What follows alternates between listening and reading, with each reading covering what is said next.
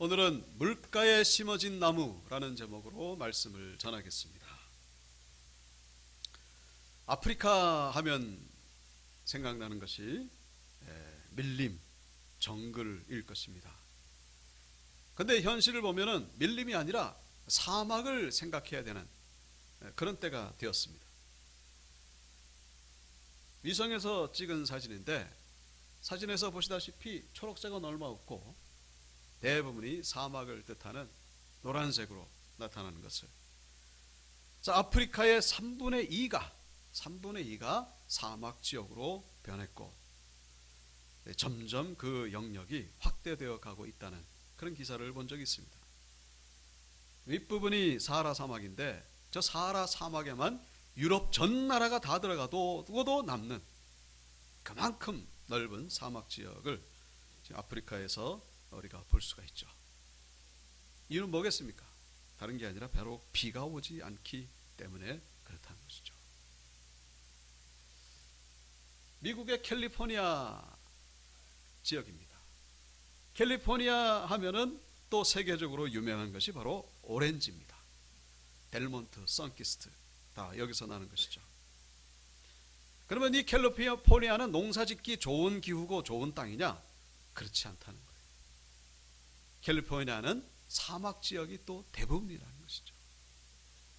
근데 대부분 사막 지역인데 어떻게 캘리포니아에서 저렇게 또 이렇게 엄청나게 브라질에 이어서 두 번째로 오렌지를 많이 생산하는 나라가 되었느냐?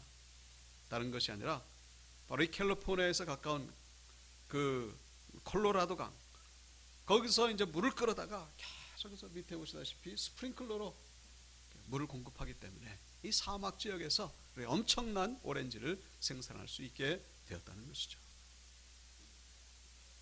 아프리카를 사막으로 만들고 사막 지역인 캘리포니아를 오렌지 생산 국가로 만들고 그 결정적인 비결은 바로 다 아시다시피 물에 있다는 것을 우리가 알 수가 있죠.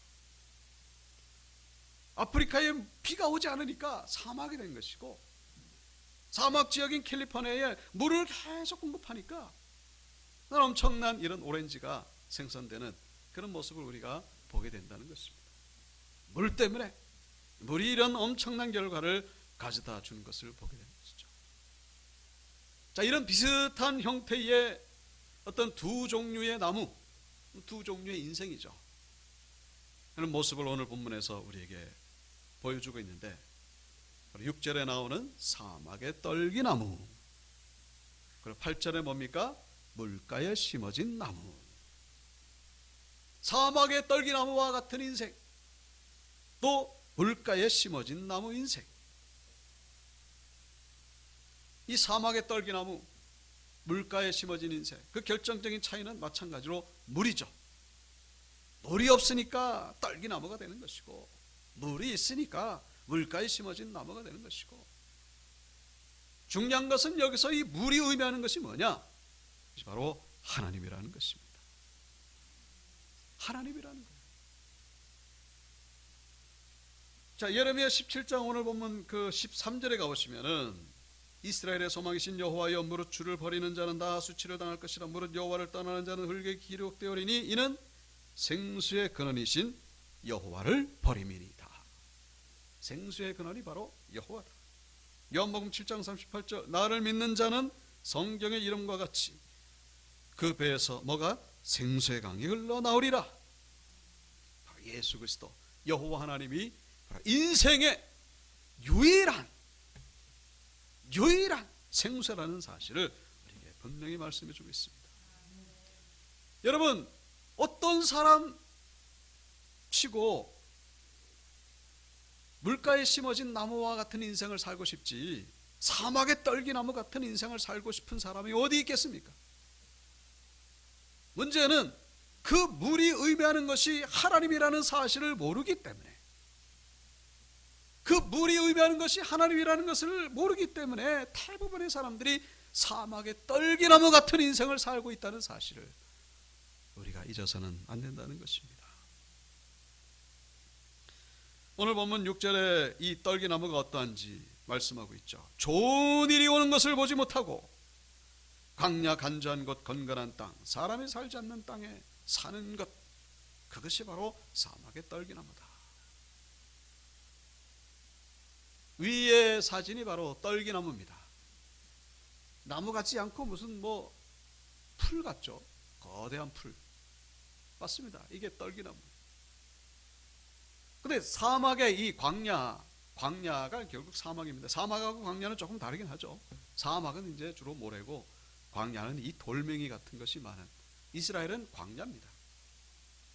이 광야에서 자라는 대표적인 식물이 바로 저 떨기나무고, 또 하나가 있죠.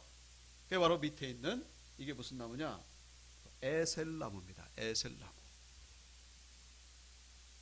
에셀나무 어디서 들어본 것 같죠?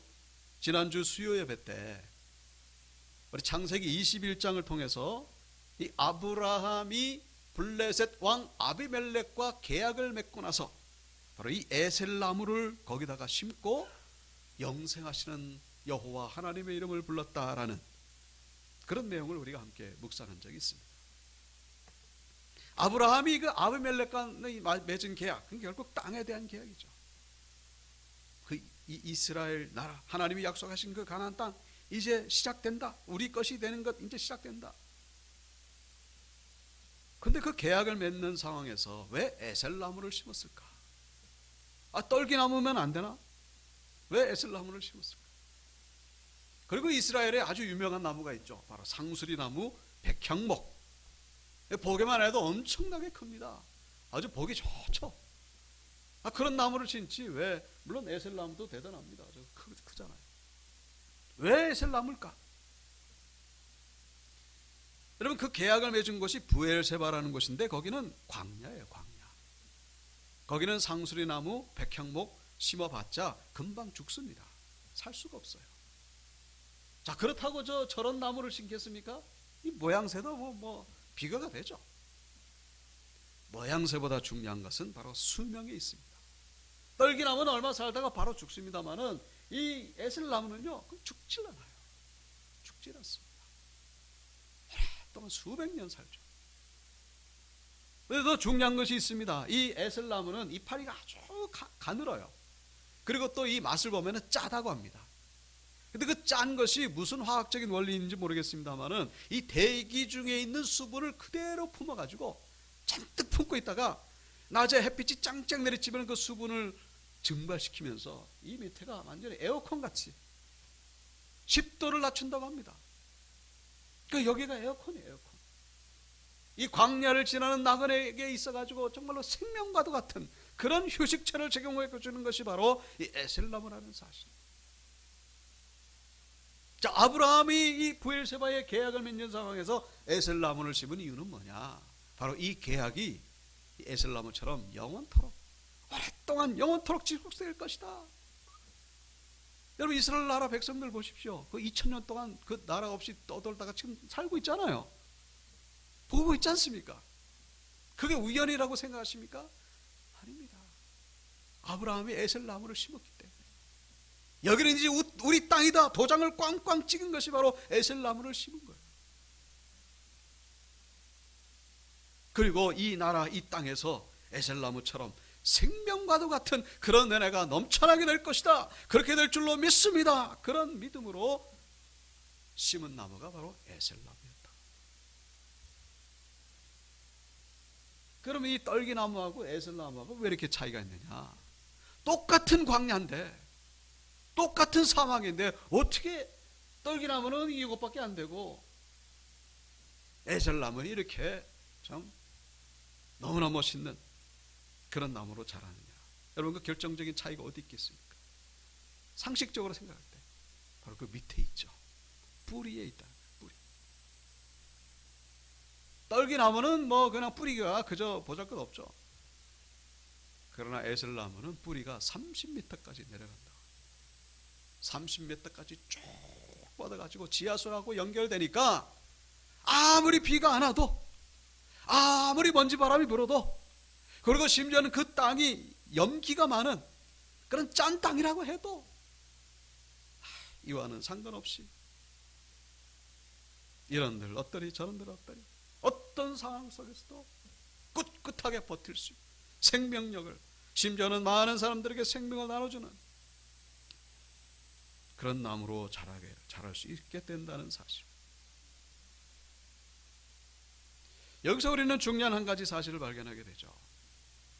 오늘 본문에 나오는 물가에 심기운 나무, 물가에 심어진 나무가 반드시 어떤 강이나 호숫가의 옆에 심어진 나무만을 의미하는 것이 아니라 이 에셀나무처럼 광야지만은 그 뿌리를 깊이 내린, 그래서 지하수하고 연결된 에셀나무와 같은 나무를 의미한다는 것을 우리가 분명히 알게 된다는 것입니다.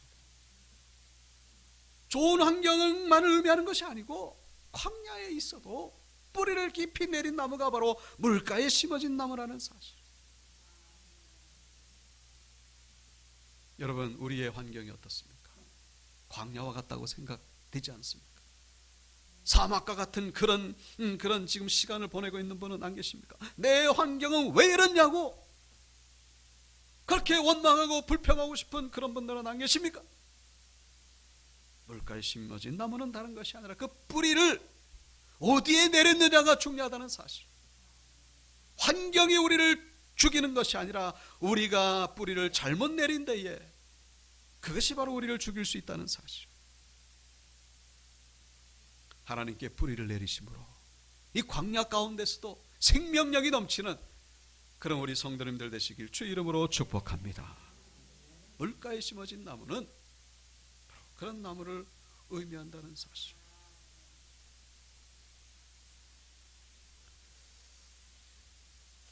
그래서 오늘 본문 6절에 이 좋은 것을 보지 못한다, 영적인 것을 말씀하고 있죠. 좋은 영적인 것을 보지 못한다. 우리의 환경이 아무리 좋아도요, 사막의 떨기나무 같은 그런 인생으로 살아가는 분들이 얼마나 많은지 몰라요. 여기 이 사막의 떨기나무는 사람이 살지 않는 땅에 산다고 말씀하고 있죠. 사막이니까 사람이 안 살겠죠. 그러나 이 원문에 보면요, 사람이라는 단어는 없어요. 그냥 야샤브라고 하는 거한다는 그런 단어가 보통 하나님과 관련지어서 쓰인 구절을 보게 되는데, 내가 보니 여호와께서 그의 보좌에 앉으셨고 야샤브, 하늘에 계신 이가 웃으시며, 하나님이 하늘에 계시죠. 하나님이 야샤브. 시편 47편 8절, 하나님이 그의 거룩한 보좌에 앉으셨도다. 야샤브. 이 6절에 살지 않는, 그러니까 야샤브가 아니다 그런 얘기죠. 누가 거하지 않는다는 거예요? 하나님이 거하지 않는 곳에 사는 것이 바로 사막의 떨기나무다 그런 얘기죠. 백만장자면 뭐합니까? 그 인생의 중심에 하나님이 없으면요, 사막의 떨기나무에 불과하다는 사실. 인기를 얻는 정치인이나 연예인들, 여러분 그 중심에 하나님이 없으면요, 사막의 떨기나무예요. 노벨상을 받을 정도로 똑똑한 사람이라 할지라도, 모든 사람들에게 인정을 받는 양심적이고 윤리적인 도덕적인 사람이라 할지라도 하나님이 없으면은요, 사막의 떨기나무에 지나지 않는 사실, 잊어서는 안 된다는 것입니다. 아무리 우리에게 육적으로 겉으로 볼 때는 별 볼 일 없다 할지라도 우리의 뿌리가 하나님께 연결되어 있다면 바로 그 인생이야말로 물가에 심어진 나무라는 사실 기억하시고 하나님께 뿌리를 내리시는 여러분들 되시길 주의 이름으로 축복합니다. 하나님은 바로 말씀을 의미하는 것이죠.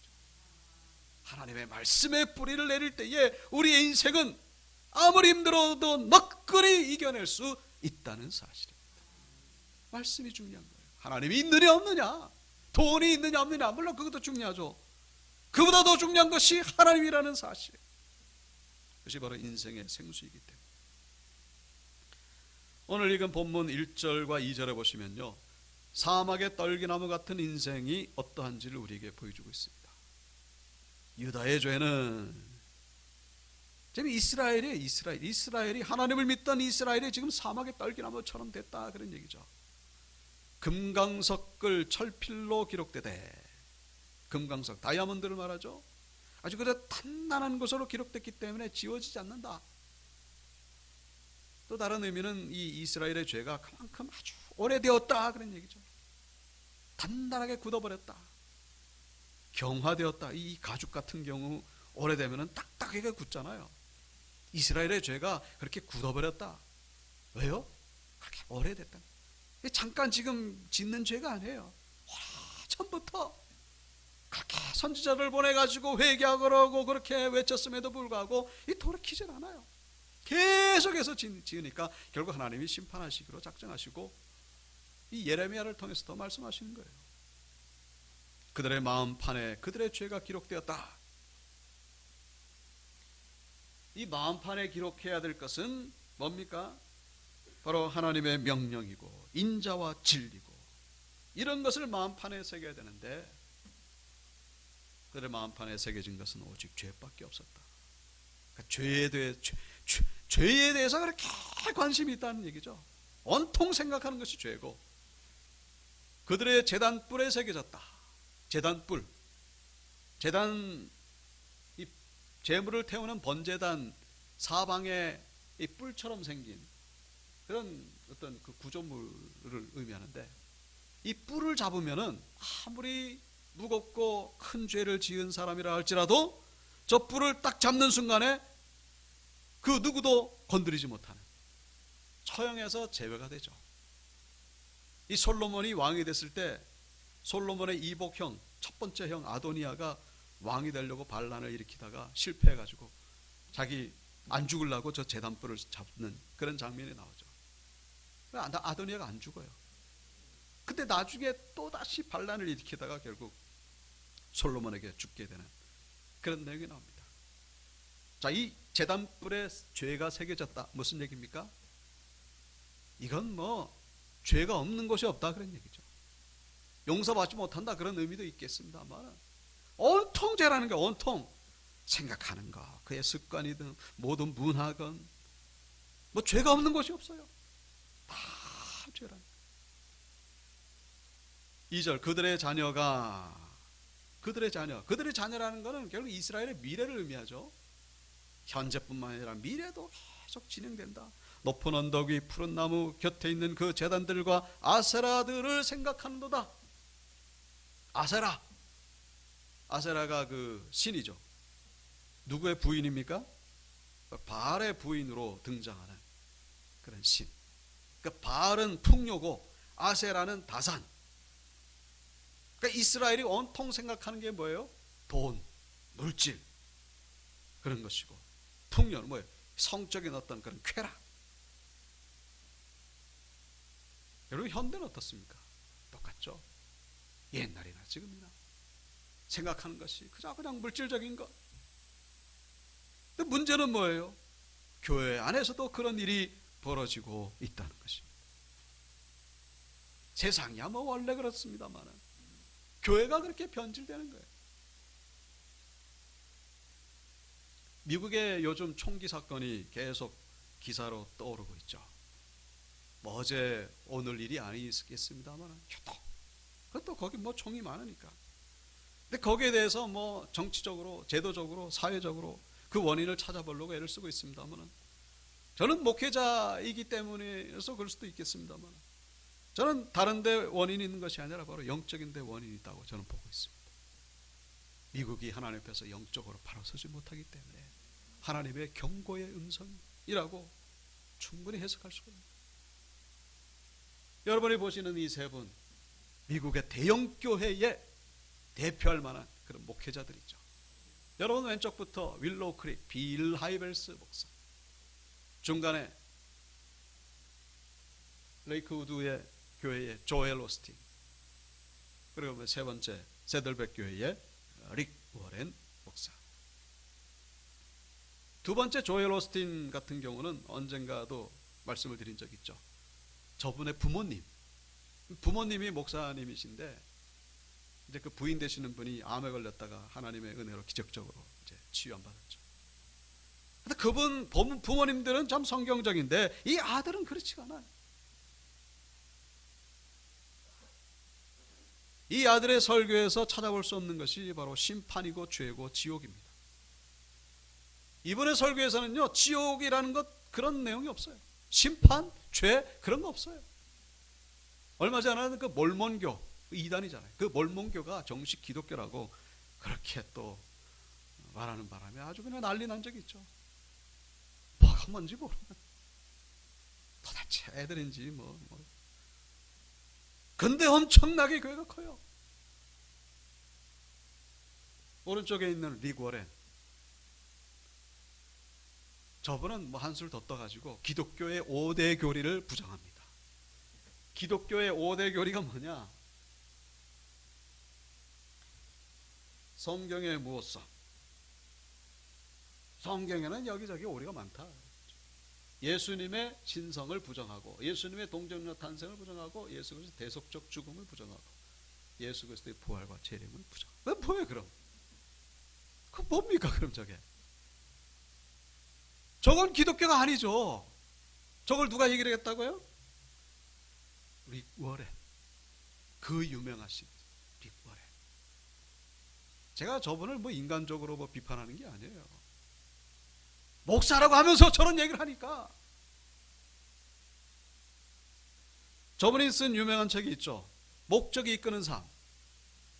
한 번쯤 들어보셨을 거예요. 그 기독교 서점에서 베스트셀러가 됐죠. 아주 돌풍을 일으켰죠. 근데 이분이 그 기독교의 5대 교리를 부정한다는 것을 알기 전에 제가 이제 그 책을 이제 가지고는 있었는데 이제 보진 않았어요. 근데 그 책을 가지고 한번 새벽 기도를 인도해 볼까 하고 이렇게 봤더니 도대체 이게 무슨 기독교 냄새가 하나도 안 나요. 무슨 자기 개발서도 아니고 뭐 이게 어떻게 기독교 책이라? 그걸 바로 덮어버렸습니다. 볼 게 없어요, 볼 게 없어요. 아, 그리고 나서 알고 봤더니 뭐 이런 엉뚱한 얘기를. 제가 뭘 말씀드리죠? 기독교의 미국의 교회의 영적인 상태를 말씀드리는 거예요.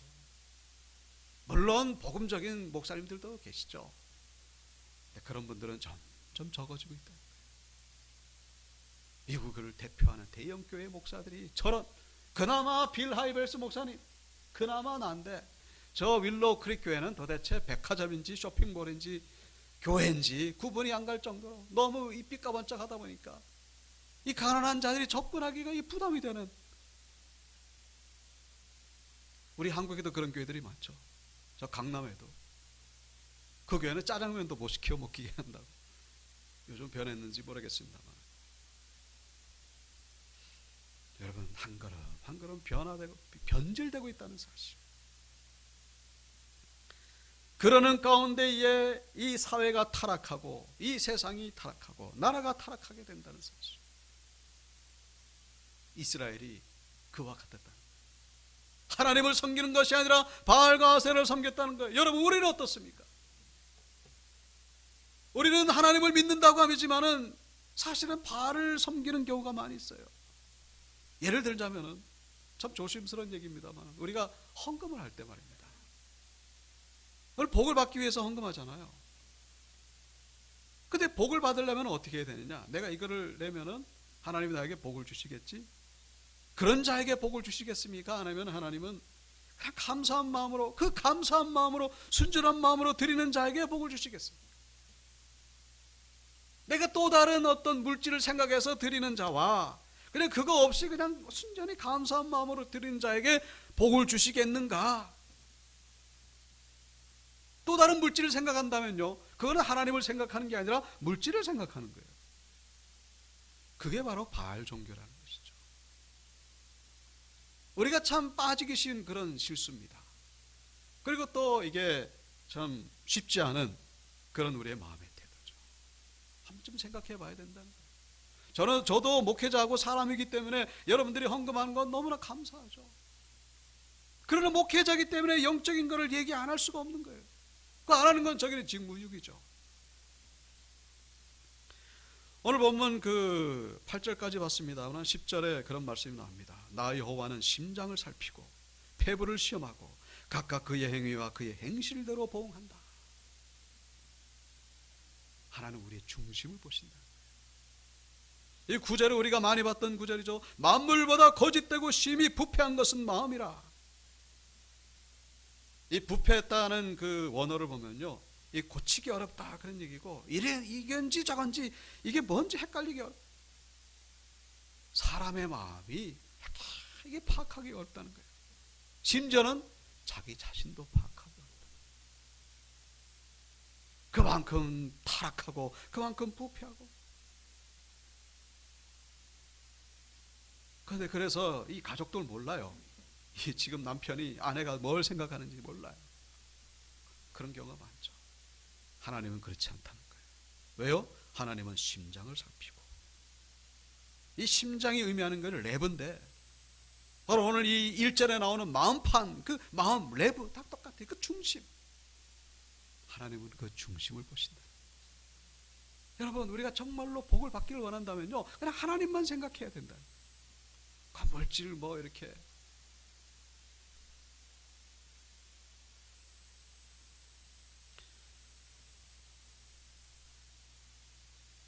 그런 자가 바로 사막의 떨기나무가 된다는 사실. 여러분, 사막의 떨기나무는요 바로 되는 게 아니에요. 이게 조금씩 변해가지고. 그래서 우리는 물가에 심어진 나무 뭡니까? 바로 하나님께, 오직 하나님께만, 하나님께 우리의 순전한 마음을 들이셔서 진짜 참된 복을 받는 온육교 건석들 되시길 주 이름으로 축원합니다. 그래서 3절에 들에 있는 나의 산아 내 온 영토의 죄로 말미암아 내가 내 재산과 내 모든 보물과 산당들로 노력을 당하게 하리니. 하나님을 안 섬기고 바알과 아세라를 섬기니까 내가 네 것 다 뺏어가겠다 그런 얘기죠. 내가 내게 준 내 기업에서 내 손을 뺄 것이며 또 내가 너로 하여금 너의 알지 못하는 땅에서 내 원수를 섬기게 하리니. 이게 바로 바벨론 포로로 잡혀가는 거, 그걸 말씀하는 거예요. 이는 너희가 내 노를 맹렬하게 하여 영원히 타는 불을 일으켰습니다.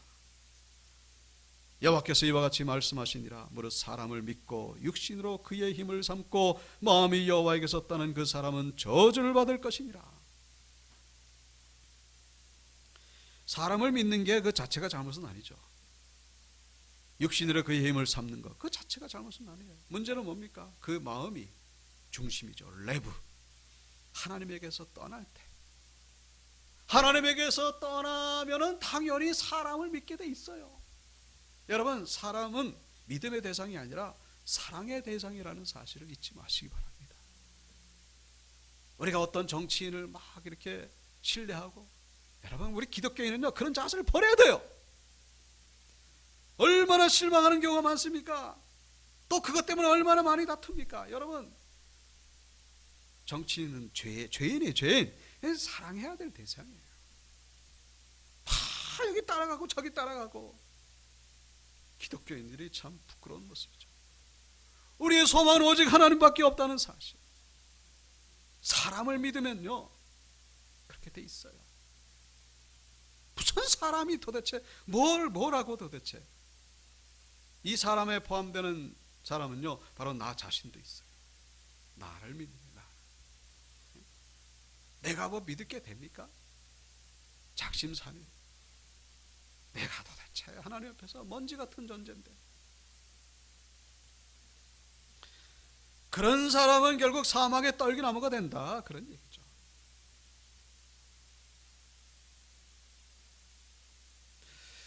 그런 사막의 떨기나무 같아서 좋은 일이 오는 것을 보지 못하고 광야 간주한 곳 건건한 땅 사람이 살지 않는 땅에 살리라. 그런데 7절 그러나 무릇 여호와를 의지하며 여호와를 의뢰하는 그 사람은 어떻게 해요? 복을 받게 될 것이다 라고 말씀하고 있습니다. 복, 자꾸 물질의 복을 생각하지 마시고요, 이 영적인 복을 먼저 생각하십니다. 영적인 복은 물질의 복과 다른 것이 뭡니까? 영원하다는 거예요. 영적인 복은 영원한 복이에요. 영원한 복. 죽어서도 누리는 것이 영원한 복이죠. 어떤 환경에서도 소망을 가지고 평강을 가지고 기쁨을 가지고 감사를 가지고, 영적인 복이죠. 여러분, 1000억을 가질 수 있고 한 번은 또 영적인 복을 가질 수 있고 둘 중에 하나만 가져야 된다면 어떤 복을 가지겠습니까? 말도 안 되는 그런 질문을 제가 드립니다만, 둘 중에 하나만 택한다면요, 제가 왜 이 말씀드립니까? 여러분, 1,000억 가지고 살면 뭐합니까? 지옥 가는데. 1,000억 가지고 살다가 지옥 가면 끝이에요. 그 이때 당장 뭐 70, 80 살다가 뭐 그때만 누리죠. 죽으면 끝인데. 제가 어리석은 질문을 드렸죠. 물론 1,000억도 있고 영생도 있다면 뭐 좋겠습니다만, 하나님은 다 그렇게 주시지 않습니다. 1,000억 때문에 영적인 복을 뺏기는 경우가 얼마나 많은지 몰라요. 자, 7절입니다. 그러나 물은 여호와를 의지하며 여호와를 의뢰하는 그 사람은 복을 받을 것이라. 그는 물가에 심어진 나무가 그 뿌리를 강변에 거치고 더위가 올지라도 두려워하지 아니하며 그 잎이 청청하여 가무는 헤어도 걱정이 없고 결실이 그치지 아니함 같으리라. 우리 인생에 더위가 올 때에, 우리 인생에 가뭄이 올 때가 얼마나 많은지 몰라요. 그래도 걱정이 없다는 거예요. 왜요? 그 뿌리가 어디에? 강변에 그 생명수에 뻗쳐 있기 때문에. 제가 지난 주간에 그 이지선 자매의 모친이 되는 심정 장로님, 이분이 장로님이 되셨다. 이 장로님의 간증을 제가 영상으로 본 적이 있는데, 이지선 자매 누군지 다들 아시죠? 근데 모르시는 분도 계실 것 같아서, 20년 전에 2002년도죠. 그 대학교 4학년 졸업반 때 이제 오빠가 몰고 가는 승용차 조수석에 앉아가지고 집으로 가고 있는데, 신호등 대기에서 서 있다가 갑자기 뒤에서 음주운전 트럭이 와서 들이받는 바람에 차에 불이 났습니다. 그래서 온몸에 불이 붙어가지고 전신 55% 3도 화상, 사경을 헤맸죠. 그러다가 하나님의 은혜로 회복돼가지고 지금은 한동대학교 교수로, 사회복지학과 교수로 지금 사역하고 있는 자매입니다. 처음에 이 화상을 입었을 때 7개월 동안 눈을 못 감았다고 해요. 눈을 뜬 채로 이 피부가 안 뜯어지니까. 그리고 그 고통 가운데, 최고의 고통 가운데 하나가 바로 화상의 고통이라는 거잖아요. 그 치유하는 과정이 뭐 엄청나죠. 지옥이 따로 없을 정도.